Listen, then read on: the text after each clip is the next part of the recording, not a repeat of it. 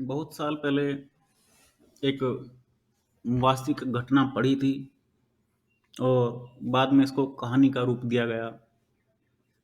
वास्तविक घटना ये थी कि पाकिस्तान में कराची में दंगे भड़क रहे थे।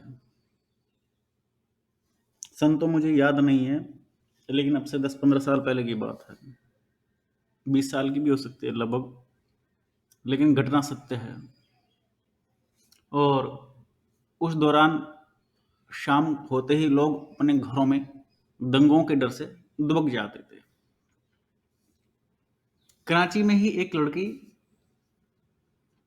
डॉक्टरशिप कर रही थी, जूनियर डॉक्टर थी, और साथ के एक लड़के से, अपने कलीग से, सहपाठी से मोहब्बत करती थी। वो भी डॉक्टर था और दोनों की अच्छी बनी हुई थी, बहुत मोहब्बत थी।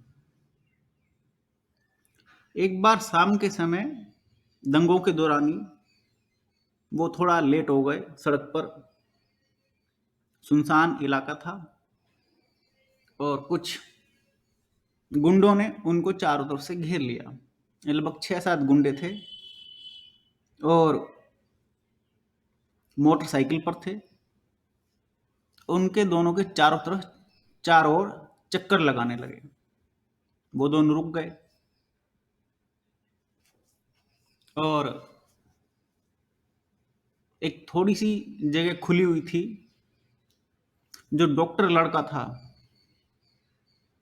वो वहां से अचानक से भाग गया, एकदम वहां से भाग गया। अपनी प्रेमिका को छोड़कर, जो उसके साथ जूनियर डॉक्टर थी, उसको छोड़कर, उस लड़की को अकेली छोड़कर वो भाग गया। वो गुंडे हंसने लगे और उनकी साफ नजरों से नजर आ रहा था कि ये तुझे हमारे लिए छोड़ गए। हालांकि उन गुंडों ने ना कोई रेप किया, ना कोई गलत बदतमीजी की उस लड़की के साथ। केवल उसका पर्स मांगा, उसमें घड़ी थी, कुछ रुपए थे, एक आधी कोई सोने की चेन थी। वो निकाला, लड़की को पर्स वापस दिया और चले गए। लड़की, जाहिर सी बात है, आप भी समझ गए होंगे, उस लड़के से उसने रिश्ता नाता बंद कर लिया, तोड़ दिया। जो मुसीबत के समय मुझे छोड़ गया, वैसे कहता है मोहब्बत में कि चांद तारों को तेरे साथ, तेरे सामने ला करके रख दूंगा। तो क्या ये झूठ नहीं है? मोहब्बत करने वाले तो अपनी जान दे देते हैं। अब फिर उस लड़की के साथ कुछ दिन बाद एक घटना और घटी। लड़की बस से उतर करके अपने घर की ओर जा रही थी। सुनसान इलाका था और उस सुनसान इलाके में पीछे से कोई गुंडा आया और उसने उस लड़की को छेड़ने की कोशिश की। उसने लड़की का दुपट्टा खींचा, उसके ऊपर हाथ डालने की कोशिश की। लड़की ने अपने बचाव के लिए चिल्लाना शुरू किया, बचाओ, हेल्प। तब उसने देखा कि कोई और भी बस से उतरा था, एक जवान लड़का उतरा था और वो भी पीछे पीछे आ रहा था, वो गुंडे के पीछे था। उसने गुंडे को धमकाया, ललकारा। दोनों के आपस में गुत्थम गुत्था हुई और उस गुंडे ने उस लड़के को चक्कू मार दिया पेट में। वो लड़का, खून बहने लगा, गुंडा भाग गया। वो जूनियर डॉक्टर उसको हॉस्पिटल लेकर के गई और उसका वहां इलाज कराने की कोशिश की, भर्ती कराया, सब काम किए, लेकिन वो लड़का बचा नहीं, मर गया। और वो जूनियर डॉक्टर मेंटली बहुत ज्यादा आहत हुई।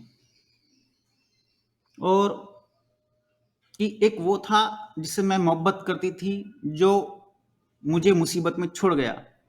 एक ये था जो मेरे लिए बिल्कुल अनजान था, जिसने मेरे लिए जान दे दी। और ना उसके मन में कोई मेरे लिए भाव था। वो जूनियर डॉक्टर उस लड़के के घर में गई, पता किया, उसके 3 छोटे भाई-बहन और थे। उसके पिताजी नहीं थे, एक अकेला कमाने वाला था, माता थी। उस जूनियर डॉक्टर ने डिसाइड कर लिया कि मैं शादी नहीं करूंगी, इन तीनों भाई-बहनों को मैं पढ़ाऊंगी और अपना जीवन इसके लिए गुजार दूंगी, जो मेरे लिए बिना किसी भाव के, निस्वार्थ भाव से मेरे लिए जिसने जान दे दी, वही मेरी असली मोहब्बत है। ये वास्तविक घटना थी और मुझे आज तक याद है। और मैं आज देखता हूं कि हर तीसरे चौथे दिन मैं मेरठ का रहने वाला हूं, यूपी का रहने वाला हूं, इंडिया का रहने वाला हूं, कि कितने लोग रेप केस के बारे में पढ़ते हैं अखबारों में, अपने सामने लड़कियों को छेड़ा जाता हुआ देखते हैं, लेकिन उनके अंदर की मानवता सो गई है, वो इंसानियत वो सो गई है, वो हिम्मत खो गई है, सरेआम छेड़ते हैं।